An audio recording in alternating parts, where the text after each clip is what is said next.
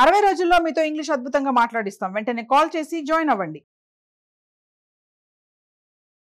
నమస్తే, welcome back to Suman TV. నేను మీ సంజయ్. ఈరోజు మనతో పాటు ఉన్నారు తోడు నీడ ఫౌండర్ రాజేశ్వరి అమ్మ గారు. మ్యామ్తో మాట్లాడి కొన్ని విషయాలు తెలుసుకుందాం.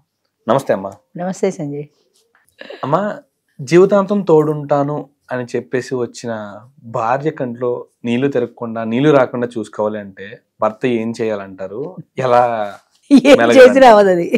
ఎందుకంటే ఆడవాళ్ళకి కన్నీరు జన్మ హక్కు. చిన్న మాట అంటే వాళ్ళకి కళ్ళల్లో నీళ్లు తిరిగిపోతాయి. చాలా అంటే మానసికంగా కూడా చాలా డెలికేట్ అనుకుంటా కొన్ని విషయాల్లో. భర్త ఏదైనా చిన్న మందలించినా కూడా కళ్ళల్లో నీళ్ళు వచ్చేస్తాయి. కుదరని పని అంటారు. బయట వాళ్ళు ఎంతమంది అడిగిన అన్నా కూడా జవాబు చెప్పగలుగుతారు, కానీ ఇక్కడ మాత్రం ఈ పని చేసావు నువ్వంటే నాకు నమ్మకం లేదు, ఇలా మాట అనగానే నేనంటే నీకు నమ్మకం లేదా అనుకోగానే కళ్ళంటే నీళ్ళు వచ్చేస్తాయి. అంటే మా భార్య కళ్ళలో నీళ్ళు తిరగకుండా చూసుకోవడం అసాధ్యం అంటారా? చాలా వరకు అసాధ్యమే. అయితే ఒకటి ఇందులో ఏంటంటే భార్య కళ్ళలో నీళ్లు తిరగకుండా చూసుకోవాలంటే ఆమెకు ఎలా చేస్తే, ఇప్పుడు మనకు ఒక అదేంటి శ్లోకం ఉంది, ఎత్ర నార్యస్తు పూజ్యంతే తత్ర రమంతి దేవత అని ఏదో ఒకటి ఉంది. అంటే ఎక్కడైతే స్త్రీలు కంట నీరు పెట్టుకోకుండా ఉంటారో అక్కడ దేవతలు ఉంటారు అని. ఎవరైనా ఏడుస్తుంటే మన వాళ్ళు అంటారు కూడా దరిద్రం కూడా ఏడవకు అని. అంటే ఆ దరిద్ర దేవత వస్తుంది అని. అంచేత ఆడది కలకంట కంట కన్నీరులకిన సిరి ఇంట ఉండనొల్లదు అని ఇంకో మాట. అదేంటంటే స్త్రీ కళ్ళంట నీరు కారితే ఆ ఇంట్లో సిరి ఉండదు అని, డబ్బు ఉండదు అని. ఇలా చాలా సామెతలు ఉన్నాయి. అయితే ఆడవాళ్ళు సహజంగా ఎమోషనల్ కాబట్టి ప్రతి చిన్న విషయానికి ఏడ్చే దుర్లక్షణం ఆడదానికి కూడా ఉంది.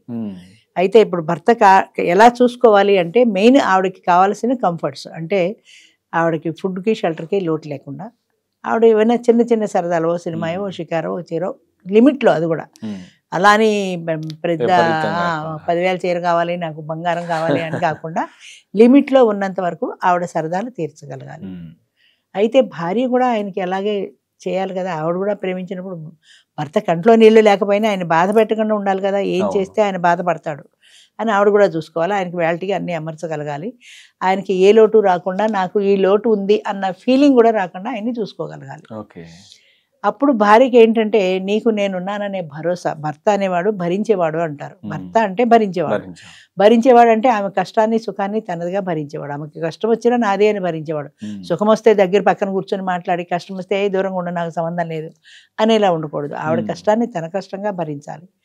ఆవిడకి ఏదైనా వస్తే, ప్రాబ్లం వస్తే తను దానికి సొల్యూషన్ ఎలా అనేది ఆలోచించాలి. నేను నీకు ఉన్నాను, నీకు భయం లేదు అనే భరోసా ఇవ్వగలగాలి. నా వెనక నా భర్త ఉన్నాడనే ధైర్యం ఆమెకి ఇవ్వగలగాలి. అంటే ఆ కాన్ఫిడెన్స్ ఆమెలో క్రియేట్ చేయాలి మెయిన్. అది ఎలా వస్తుంది అంటే వాళ్ళ చేతల్లోంచే వస్తుంది. ఉన్నావా తిన్నావా, అదేదో పాట ఉంది, ఉన్నావా తిన్నావా అని ఎప్పుడైనా నువ్వు నన్ను అడిగావా అంటది ఒక భార్య భర్తని. ఎప్పుడైనా నువ్వు తినేసా వెళ్ళిపోయావు, అయ్యో నువ్వు భోంచేసావా లేదా అని ఒక్క మాటైనా అడిగావా నన్ను?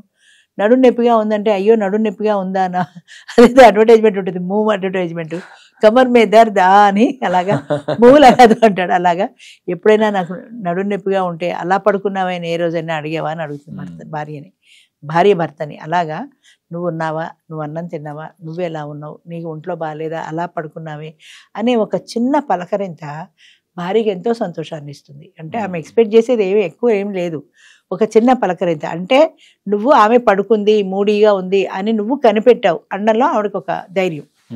అలాగే నువ్వు పక్కన కూర్చొని నువ్వు ఎందుకు అలా బాధపడుతున్నావు, నీ బాధ ఏంటో నాతో షేర్ చేసుకో, నాకు చెప్పు, నేను తీర్చగలిగితే నేను తీరుస్తాను అనే ఒక మాట ఆవిడకి ఎంతో ఓదార్పిస్తుంది. ఒకవేళ సమస్య ఉందనుకోండి, అది నువ్వు తీర్చగలిగింది అయితే చేసి పెట్టచ్చు, తీర్చగలిగింది అయితే.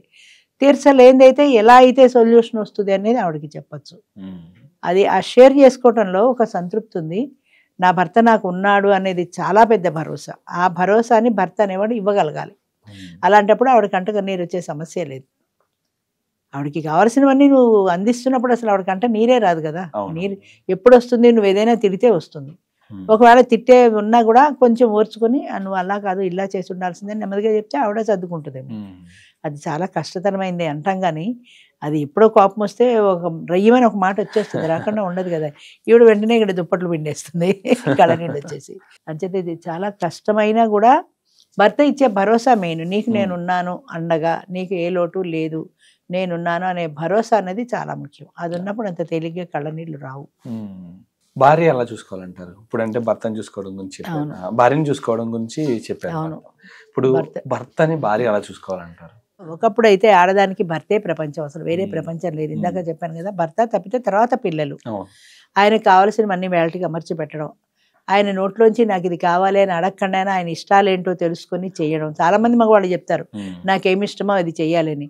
నీ ఇష్టం నాకు ఎలా తెలుస్తుంది అంటారు ఆడవాళ్ళు. కొన్ని రోజులు, కొన్ని నెలలో, కొన్ని సంవత్సరాల సవాసంలో ఆయన ఇష్టాలు ఏంటో తెలుస్తే ఆయనకి ఎక్కువ ఇష్టం, ఏ డ్రెస్ ఇష్టం, ఎలా ఉంటే ఇష్టం అనేది అర్థమైపోతుంది సాధారణంగా.